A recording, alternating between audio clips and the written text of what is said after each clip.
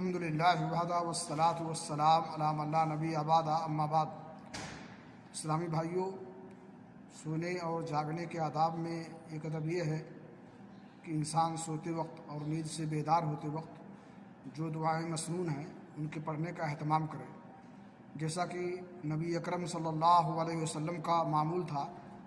صحیح بخاری شریف کی حدیث ہے، حذیفہ رضی اللہ عنہ بیان کرتے ہیں، کان النبی صلی اللہ علیہ وسلم اذا اخذ مضجعه من اللیل وضع یدہ تحت خدہ ثم یقول اللہم باسمک اموت واحیا واذا استيقظ قال الحمد للہ الذی احیانا بعد ما اماتنا والیہ النشور۔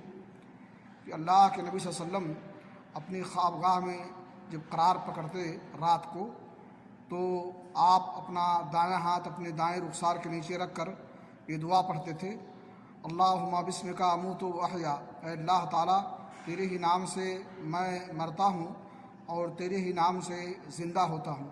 اور جب نیند سے بیدار ہوتے تو آپ یہ دعا پڑھتے، الحمدللہ الذی احیانا بعد ما اماتنا والیہ النشور۔